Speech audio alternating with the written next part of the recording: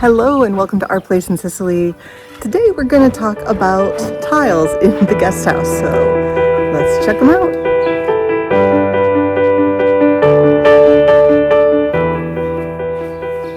So the guys are working over in the guest house, which makes sense because we are in a mad rush to get that done. And there's a lot of things that all need to happen in a certain order to get that done, and tiling was one of them. And we have 90% of it done.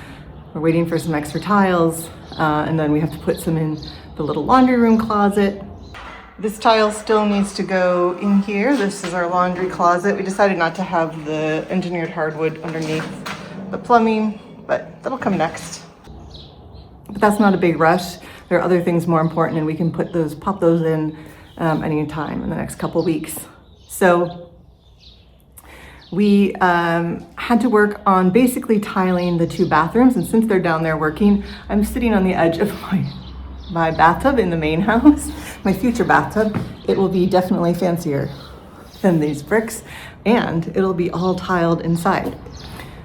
We aren't doing a terrible amount of tiling in either the guest house or the main house because it's just not my personal style, and also materials and things have changed such that it's not necessary to tile as much as they would have in the past because of the different kind of paints we have for bathrooms and stuff. So we are still tiling. You will still see tiles, some micro cement where tile would go, and some just nice smooth walls painted with the correct paint throughout the house. But the guest room is where we started and where I've had the most fun so far with the tiles.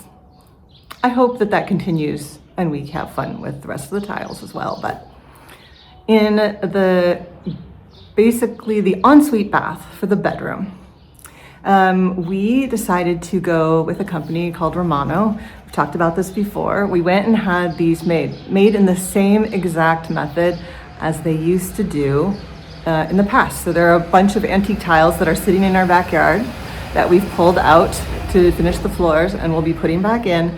But those tiles were all made in this cement manner. And I highly recommend that you catch our video because if you're a nerd like me, you'll want to see how they were made. We had this sort of modern version of them made and used this as a design element of the wall. And Sebastiano Sebe was in charge of installing these. He's kind of our tile expert, and he helped to build the round custom shower. And even though the shower isn't the tiling, we're talking a little bit about that because of how they had to work together with the tile floor. So not everything is the same thickness. Micro cement won't be put down in the same thickness automatically as cement tile. Cement tile is much thicker than a porcelain tile. So all of these things need to be done in like a way I haven't wrapped my head around. And then in our main bathroom, so the big bathroom that was in the main house,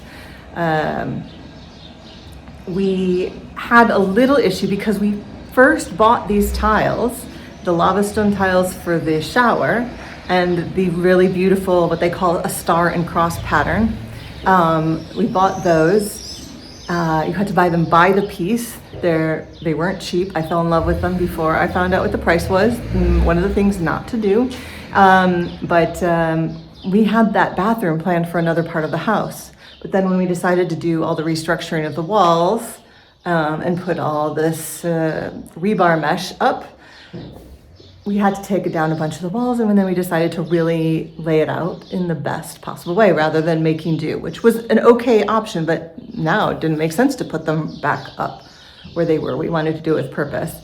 And one of us, me, did not check the square footage and make sure that the new design that we created matched. And we were just a little bit off. And to be fair to Igor, I believe he made up the new plans, and then I was tweaking them a little bit to make doors and toilets be where I wanted them, just a tiny bit, and I think it was just enough for us to be off. Here we have an issue. We ran out of tile. I mean, we knew we were going to run out of tile because We originally laid this out in another spot in the house, and when we made this bigger, we realized afterwards we didn't design this to be the same as our previous layout, even though we ordered extra for that. No problem, we ordered more. We got a nice clean line, we've got some extras to work in, so even if it's a slightly different color, we should be able to mix it up and it'll be great. Things that you don't think about ahead of time. My apologies to Sebe, who put in all the tile. That star and cross is not fun to install.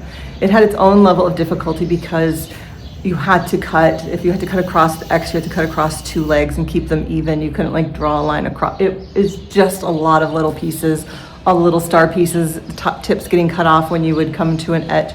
It was not fun. Also along the not fun line, but he did a fantastic job, are those lava stone tiles. So those are cut out of sheets of lava stone. Down to size, unlike a ceramic tile, which would be made out of clay and sized appropriately. These tiles are all there's a little bit of difference to them. And then we had them cut out the shape for the stars, and then the stars were cut. So all of those things made it, one, it looks incredibly artisanal. It does not look like a factory made these.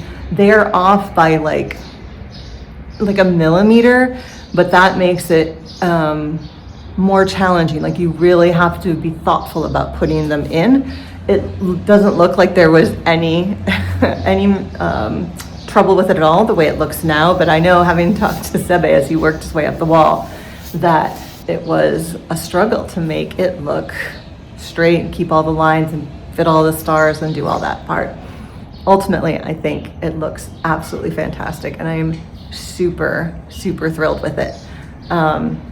And I can't wait till we get some better lighting so you can really see the stars in their glitter. What else is going on in there? Let me just give you a little update and show you a few things that need to be done before we can move on. Let's watch this. We need to connect the water from this spot all the way across the garden and over to here.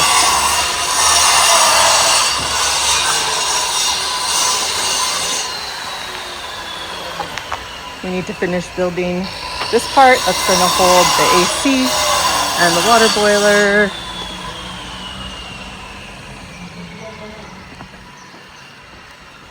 And then we also need to connect this bathroom upstairs, because this plumbing comes from downstairs in the guest house. We needed to get this tile installed, but now it's installed. I know it just looks like cement, but it's a black tile, so that they can hook up